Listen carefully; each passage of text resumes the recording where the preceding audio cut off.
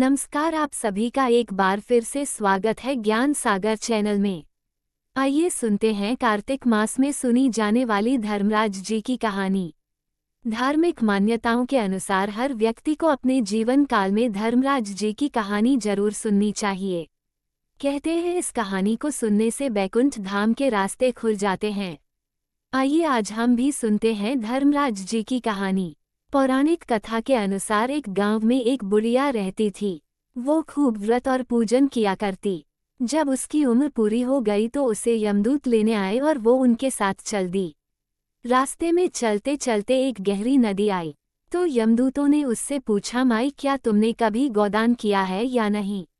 बुढ़िया ने तुरंत पूरी श्रद्धा के साथ गाय का ध्यान किया तो गाय उसके सामने आ गई। फिर उस बुढ़िया ने उस गाय की पूंछ पकड़कर नदी आसानी से पार कर ली। कुछ देर बाद उसके रास्ते में काले कुत्ते आ गए। तब यमदूतों ने कहा कि क्या कभी कुत्तों को खाना दिया है या नहीं, तो वो उसके रास्ते से चले गए। वह बुढ़िया फिर से आगे बढ़ने लगी। तब उसके रास्ते में कौवे आ गए तो यमदूतों ने बोला कि क्या तुमने कभी किसी ब्राह्मण की बेटी के सिर में तेल लगाया है या नहीं। बुढ़िया ने फिर ब्राह्मण की बेटी का ध्यान किया तो वो कौवे वापस चले गए। अब आगे बढ़ने पर बुढ़िया के पैर में कांटे चुभने शुरू हो गए। यमदूतों ने बोला, क्या तुमने कभी खड़ाऊ या चप्पल का दान किया है या नहीं। फिर उस बूढ़ी औरत ने ध्यान लगाया तो खड़ाऊ उसके पैरों में आ गई। बूढ़ी औरत फिर से आगे बढ़ी तो चित्रगुप्त जी ने यमराज से कहा, आप यहाँ किसे लेकर आए हो। तब यमराज जी ने कहा, बूढ़ी औरत ने दान पुण्य तो बहुत किए हैं लेकिन उन्होंने अपने जीवन में धर्मराज जी के लिए कुछ नहीं किया, इसलिए आगे के द्वार इसके लिए बंद हैं।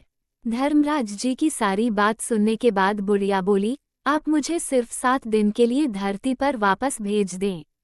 मैं पूरी श्रद्धा से धर्मराज जी का व्रत और उद्यापन करके वापस यहाँ लौटाऊंगी। यमराज ने उसे धरती पर वापस भेज दिया। वो बूढ़ी औरत अपने गांव आ गई और गांव वालों ने उसे भूतनी समझकर अपने घर के दरवाजे बंद कर दिए। जब वो अपने घर गई तो उसके बेटे बहू भी डर के मारे दरवाजे बंद करने लगे।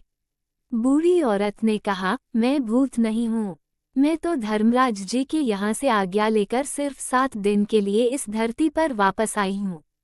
इन 7 दिन में मैं धर्मराज जी का व्रत और उद्यापन करूंगी जिससे मेरे लिए परलोक के रास्ते खुल जाएंगे।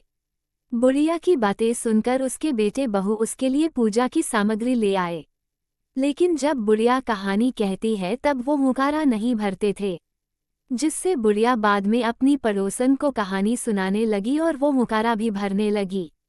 इस तरह से 7 दिनों तक उसने धर्मराज जी की विधि विधान से व्रत और पूजा करी और उसके बाद उद्यापन करके धर्मराज जी बुढ़िया को लेने के लिए विमान भेज देते हैं। स्वर्ग से आए विमान को देखकर उसके बेटे बहू के साथ सारे गांव वाले भी स्वर्ग जाने को तैयार हो जाते हैं। बुढ़िया उनसे कहती है, तुम सब कहाँ तैयार हो रहे हो। मेरी कहानी तो सिर्फ मेरी पड़ोसन ने सुनी है, इसलिए वही मेरे साथ जा सकती है। तब सारे गांव वाले उस बुढ़िया से धर्मराज जी की कहानी सुनाने का आग्रह करने लगे। तब बुढ़िया उन्हें भी कहानी सुना देती है।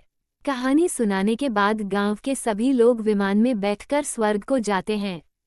तो धर्मराज जी कहते हैं, मैंने तो यह विमान केवल बुढ़िया को लाने के लिए भेजा था।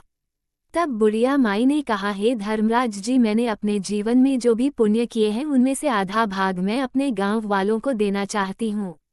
इस तरह से धर्मराज जी ने गांव के सभी लोगों को स्वर्ग में जाने दिया।